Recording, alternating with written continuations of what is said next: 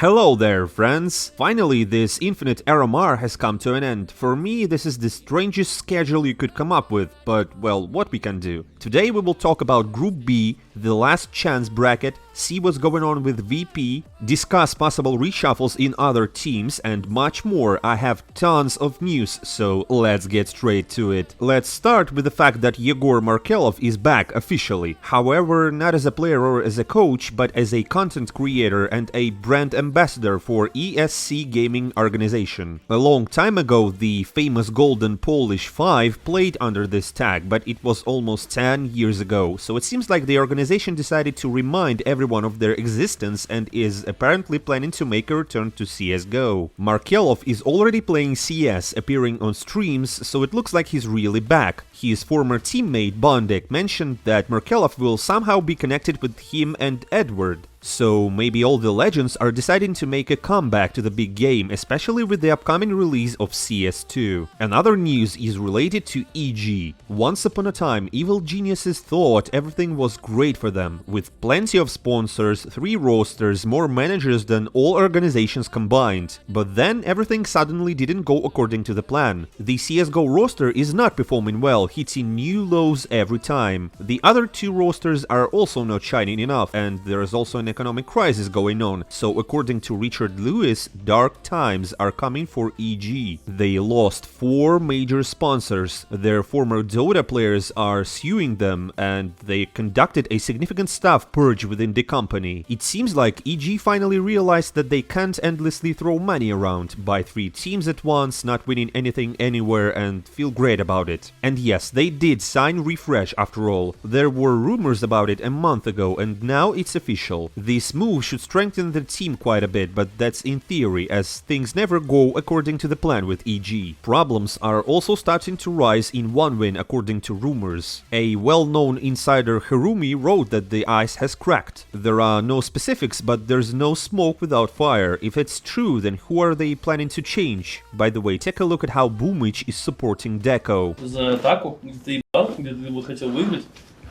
включился, помнишь? Вот запомни это состояние, да, не надо его проецировать в своей башке реально просто со старта игры и в нем всегда находиться. И вот сегодня ты можешь запомнить его, потому что это было сегодня. А если ты забьешь хуй, мы приедем на лан через, не знаю, 3 месяца или полгода, то может быть опять неизвестность. А нужно знать всегда свое состояние. У меня были мажоры, где я внутри, а были мажоры, которые выигрывал, так что без поражения побед не доводилось. Мы молодая команда, это наш первый лан-турнир. Ожидания могут быть всегда высокими, Дэн, и состав может быть всегда сильным.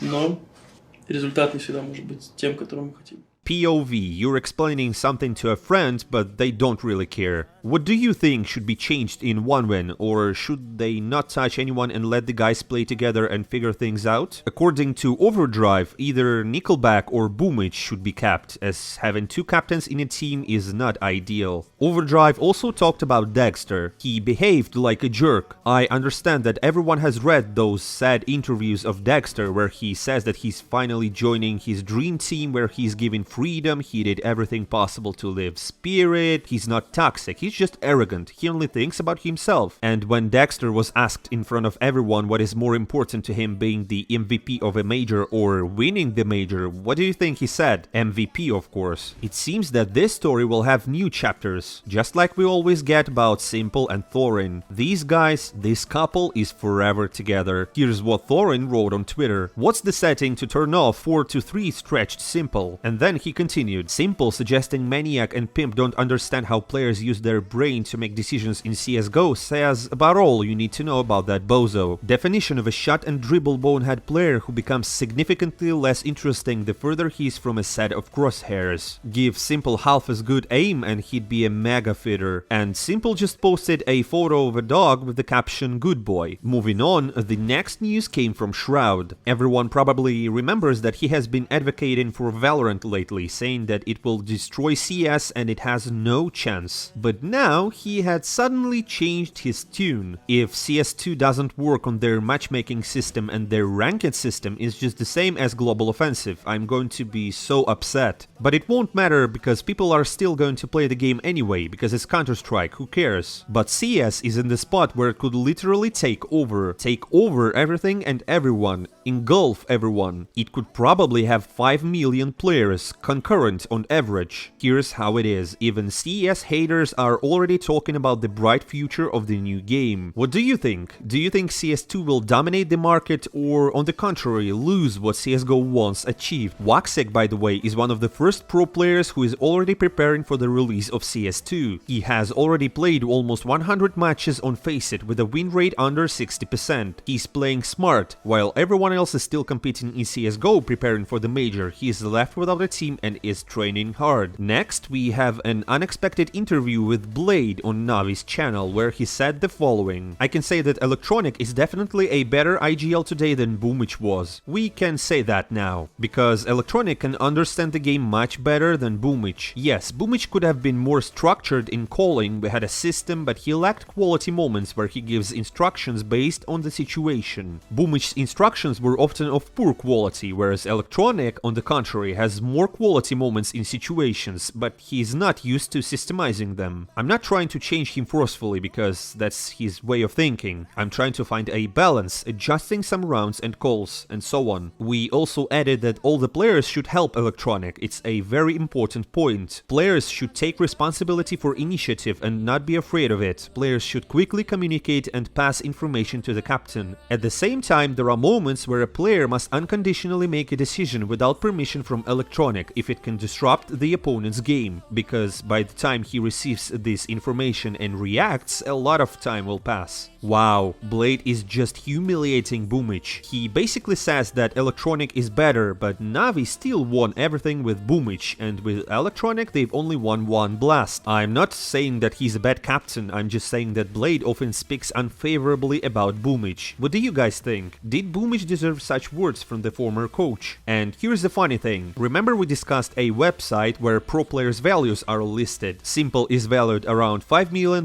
Electronic at just over $2 million, and etc. Yes, it hasn't been updated for a long time, but look at how much Boombl4 is worth. $28 million.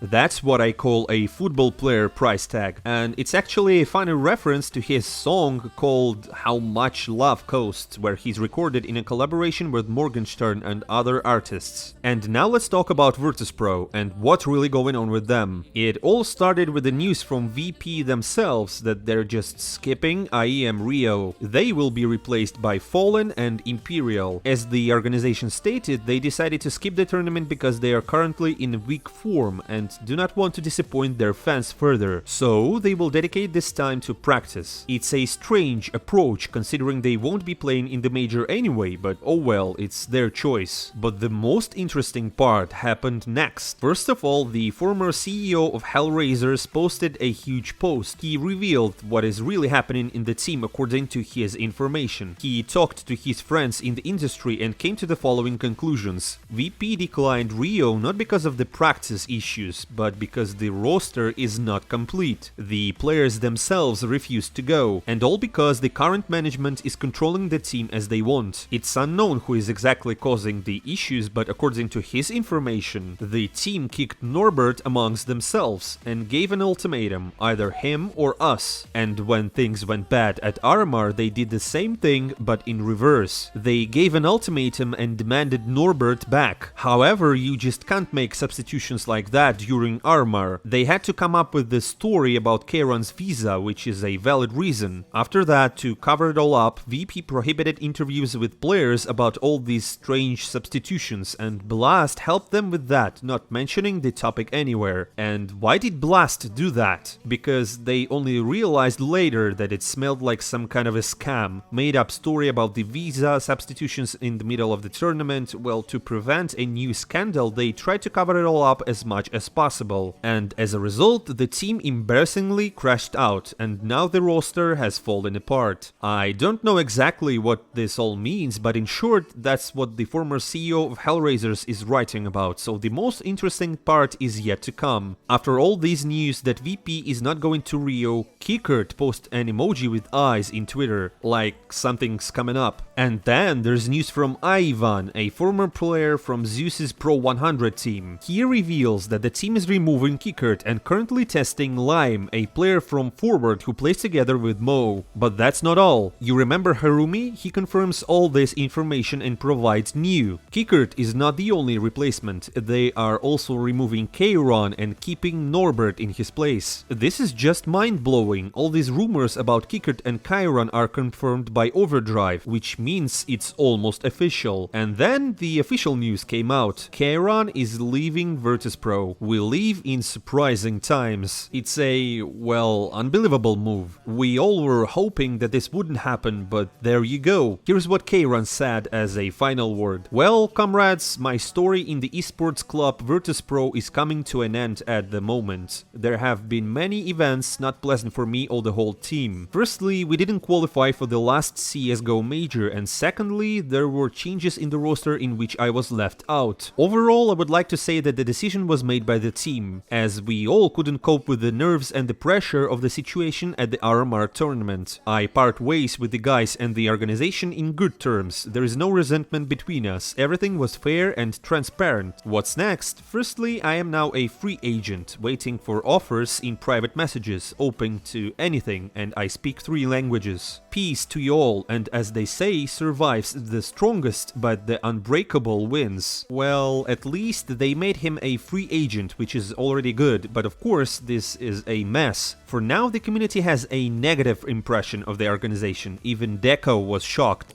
Я в отеле в Дании лежу, ко мне чел приходит и говорит, меня кикнули. Кайрон? Да, я вообще охуел. Я на игру выезжаю, я смотрю, Норберт приехал. Из машины выходит. Я сначала думал, может, меня троллят как-то. Я вообще охуел. Я только спать ложусь, пиздец. Думал, 5 минут сейчас усну. Просто заходят, говорят, Кайрона кикнули. And finally, Virtus.pro released a huge video on their channel where they revealed all the details of the strange roster changes. Firstly, Kicker denied the information from Overdrive that he will be kicked soon. He wrote that he's currently spending time with his family and is shocked by all the news about his removal. He says everything is okay and he will be back soon. So, what about Kayron? Вот. После первой игры чувства были классные, после второй чуть смазанные, ну а после третьей меня исключили. In fact, those who really wanted to have probably already watched the VP and Jame videos. I will briefly outline the key points for you. The team realized that their poor results was not because of Kayron, but because Norbert left. He brought balance and a lot of energy. Flit directly stated that the problems were not with Kayron but with the system. He simply didn't fit into VP's system and it all ended unsuccessfully. James said that from the outside it may look pathetic and unfair, like they played with Kayron in the middle of the tournament and they replaced him and suffered. In fact, it was all discussed from the beginning and they brought back Norbert purely as a desperate and last hope move. James still considers Kayron a super talented player, but he also understands that they just didn't click. He doesn't really fit the team's style and he himself doesn't progress much in such a system. And the fact that they can bring back Norbert at any moment if something doesn't work out was discussed beforehand. James needed Kayron to do what James needed because he's the sniper captain, and in such lineups everything is built differently than in traditional schemes, where the in-game leader is usually a rifler. Kayron couldn't handle this, so they needed to either change the captain who could properly utilize the young player or bring back a more experienced teammate. They decided on the second option. And Kayron said that he holds no grudges against anyone. While it's disappointing, that's just life. He wished the team good luck and hoped that fans would not turn away. James added that the team would have to put a lot of effort again, train hard to fill the gap with Norbert, and a long road lies ahead. Defeat at the major is the price we paid for wrong decisions. Lessons have been learned, conclusions drawn, and now we need to move forward. Our plans are to understand what awaits us next, regain our strength, and start training again. What do you think about all these changes at Virtus.pro? Share your thoughts in the comments, it will be interesting to read and discuss. And wrapping up the topic of scandalous news, let me me tell you about a couple of more scandals that occurred during the Group B matches at the RMR. Let's start with the team Aurora. They were playing against Eternal Fire, and during the broadcast their tactic sheets were caught on camera. Instead of the logo of the Turkish Dream Team, there was a picture of a Turkish kebab. This caused a heated discussion in the community, with some people finding it funny and others reacting strongly to it. For example, Woxic wrote, "Respecting your opponents is important both in and outside the game. There are limits to everything. They needed to be punished for this." 2-1. At that moment, the third map was being played. Aurora quickly apologized to the community, stating that they were against such behavior and the person responsible for this joke has already been fined, with this money going to the Earthquake Recovery Fund in Turkey. It seemed like the conflict was resolved. However, another one started, this time between Force and Monte. Jerry wrote on his Telegram channel, "Monte refused to fist bump after the game." This immediately triggered a reaction from Monte's official Telegram channel saying,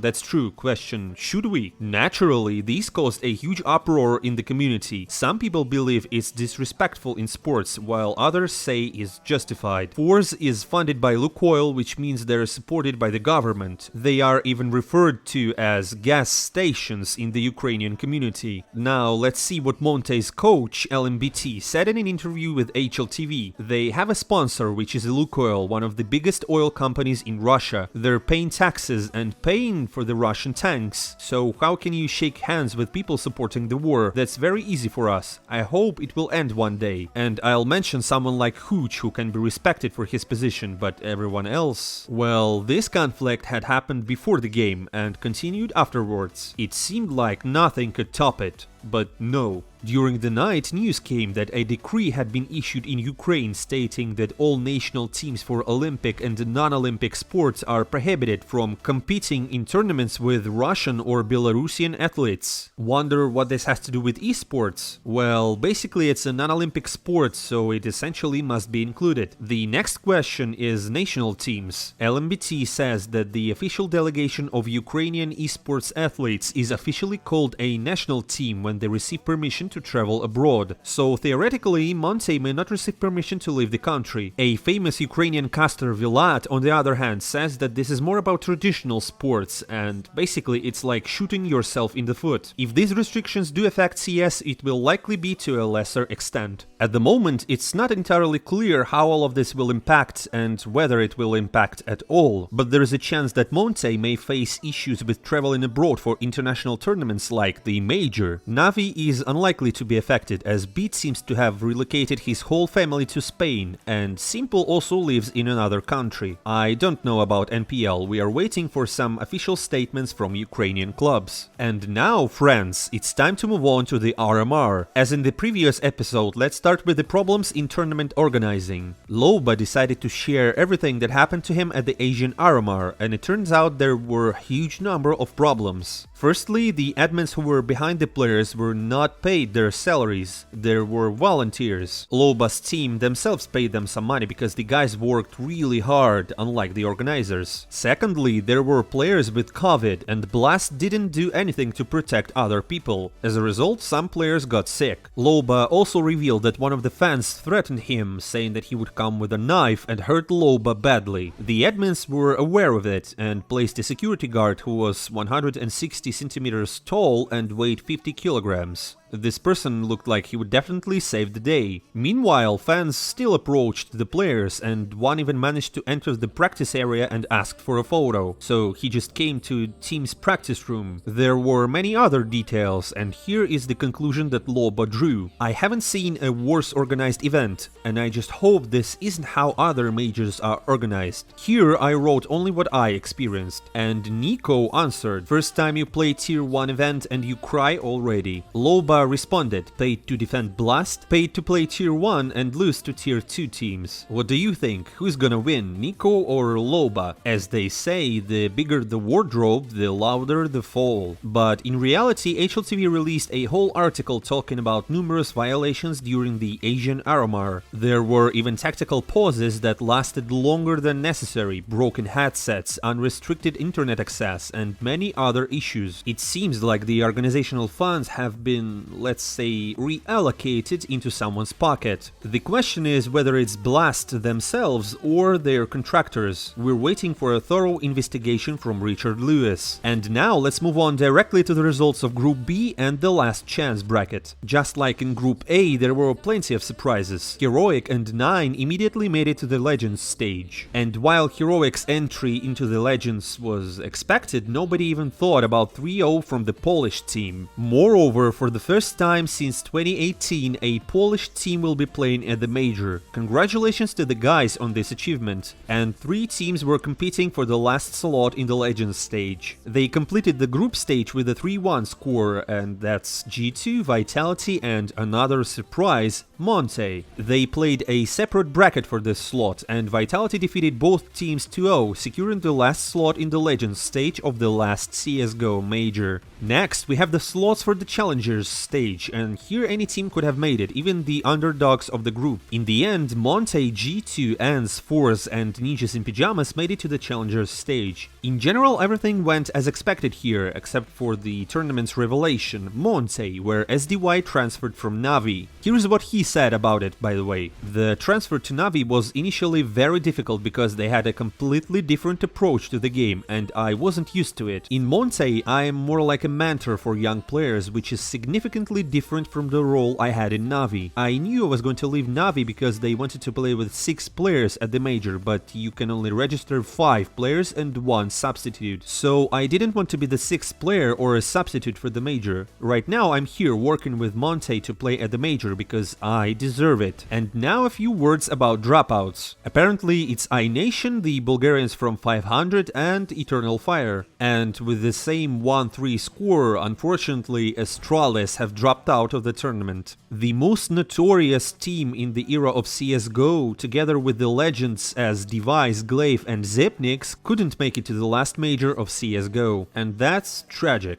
Another huge surprise was Team Spirit, who dropped out with a score of 0-3. Before they played in a semi-final of a Major, they constantly made it to the playoffs, so it's just like a Major playing team, but not this time, I guess. And as Overdrive states, the team will be reshuffled soon. The remaining teams didn't get eliminated, but rather made it to the last chance bracket, which includes Aurora, BIG, and Cloud9. It makes sense except for Cloud9, who, along with FaZe, surprised with their inconsistent play. It's not surprising that Cloud9 and FaZe faced each other in the final match for the last slot in the Major, in the last chance bracket among 6 teams. Just a couple of days ago they were playing in the EPL finals, and today you're fighting in the last chance bracket for the spot at the Major. In the end, FaZe Clan was victorious and they ended the match 2-0, just like in the EPL. Here's what Kerrigan said after the game. "We haven't won against Cloud9 on Mirage for probably 2 years. We know what they're going to do, how they're going to do it, but we couldn't counter it. Today we made a magnificent comeback and believed in each other until the very last round.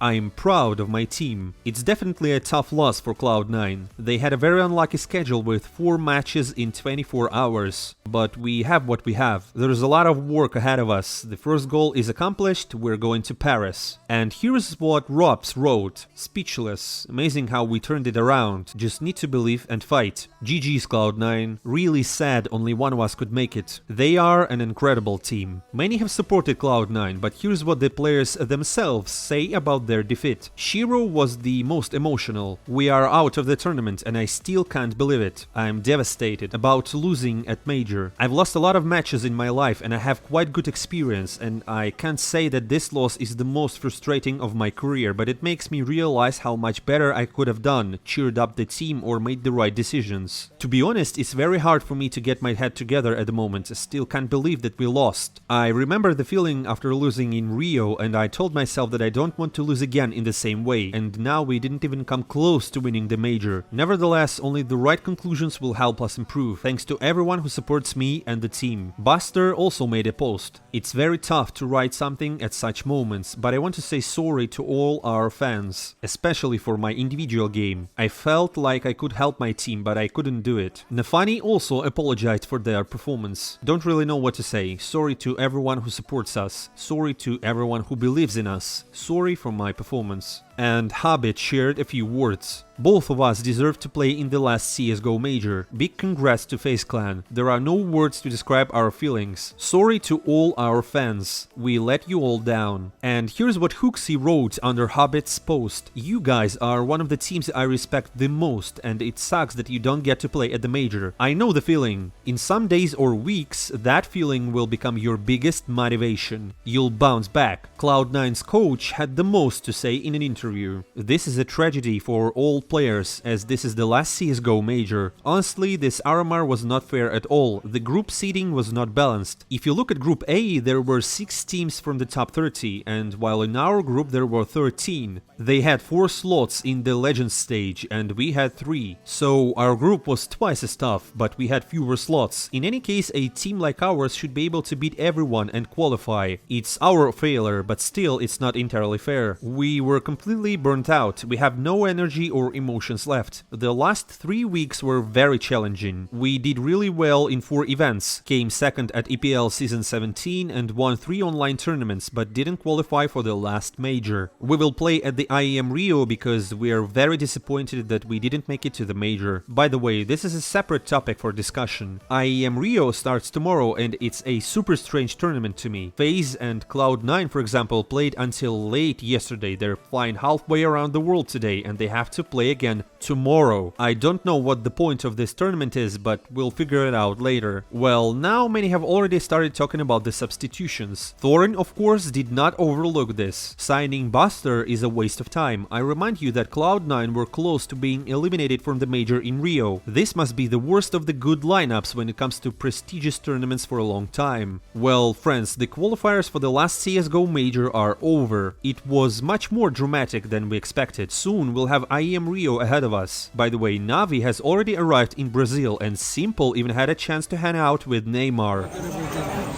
Fala, galera. Fala, galera! And Perfecto answered some questions and showed the hotel. Откуда инфа, что ты из Житомира, и правда ли это? Не помню, кто это сказал, по-моему, это был Бондик. На самом деле нет, я там никогда даже и не был, и не рождался там, очевидно. Я родился в Омске. Ну что, настало время кружочков в моем ТГ-канале. Покажу вам сегодня практис в Рио-де-Жанейро, где мы будем тренироваться и готовиться к матчу. Так он выглядит, не совсем большой, но пойдет. Какие-то тут приколы, типа приветствия. 5 компов в ряд, тут мы будем сидеть. Туалетик, тут сидит тренер наш, Блейд. Пойдем покажу вид. Правда, погода не очень. Такой видик. Идет дождь. Но в целом тут очень красиво. Well, that's it from me, friends. Thank you for supporting me and watching my videos. I really appreciate it. Subscribe to my channel so you don't miss anything CSGO related, and I won't say goodbye for a long time. See you soon.